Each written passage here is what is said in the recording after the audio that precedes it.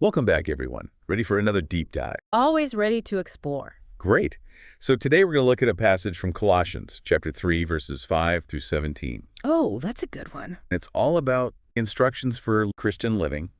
And even though it's from the Bible, we're going to try to pull out some advice that anyone can use. Sounds good. So what kind of instructions are we talking about? Well, it starts off pretty strong, talking about getting rid of bad stuff. It even calls them rotten garments. Rotten garments. That's an interesting way to put it. Right. It's like a metaphor. What do you think those garments are for people today? Oh, that's a great question. Because it lists out sexual immorality, impurity, lust.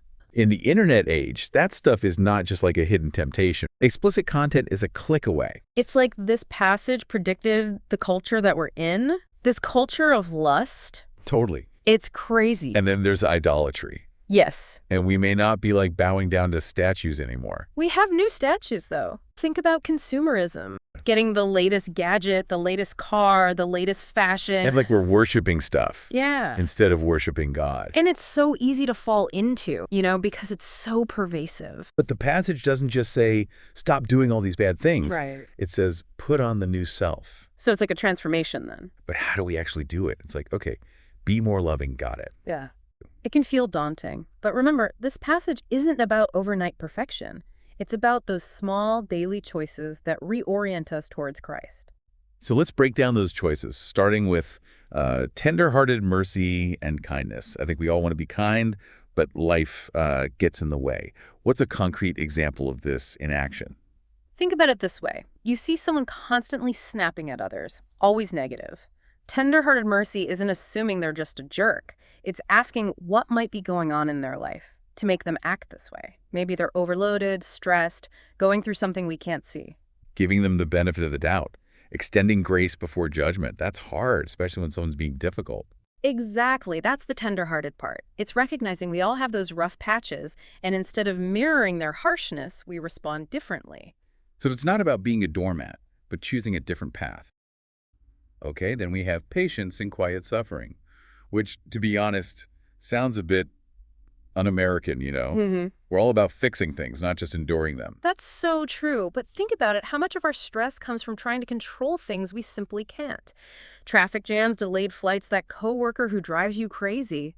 Quiet suffering isn't about suppressing our emotions. It's about choosing how we respond. So instead of letting that frustration eat us up, it's taking a deep breath, recognizing we can't control everything, and finding peace in the midst of the chaos. Finding that inner stillness, even when the world's in turmoil. Talk about standing out from the crowd.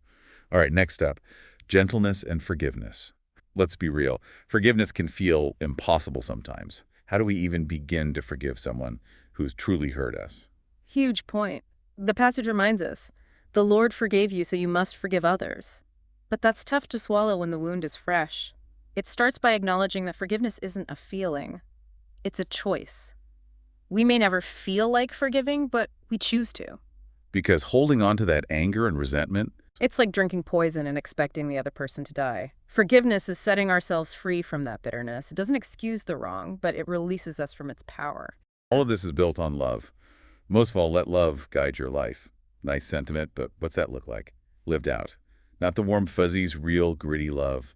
It's asking with every choice, big or small, what would love do here? Not always easy or pretty. Sometimes love looks like setting boundaries with someone who's hurting you. And the passage says this love creates perfect harmony in the church. It's not just individual growth, it's building a community where love is the rule, not the exception. So if everyone's trying to let love guide their lives, the whole community benefits. And that's where always be thankful comes in. Because let's face it, when we're focused on what we lack, it's hard to love others well. Gratitude flips the script. Instead of consumed by what's wrong, we're looking for what's right, what's good, what we can be thankful for. It's a choice, like forgiveness. And it changes our outlook. Instead of scarcity, abundance. Instead of resentment, joy. And that spills over into how we treat others. Okay, mercy, patience, gentleness, forgiveness, love, gratitude. But there's one more thing. Teaching and singing. Why is that tucked in here? Great question. Might seem out of place. But it highlights that transformation isn't just inward, it's outward.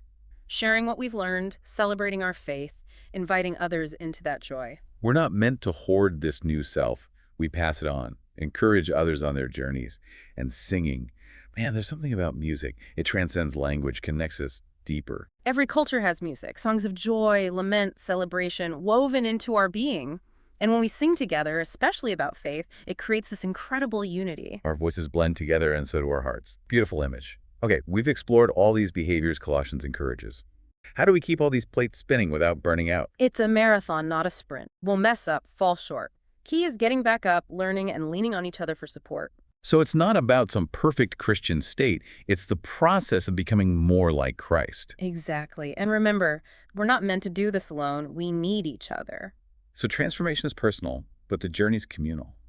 And that's a beautiful thing. We're all in this together, stumbling along the path toward Christ-likeness, helping each other up when we fall.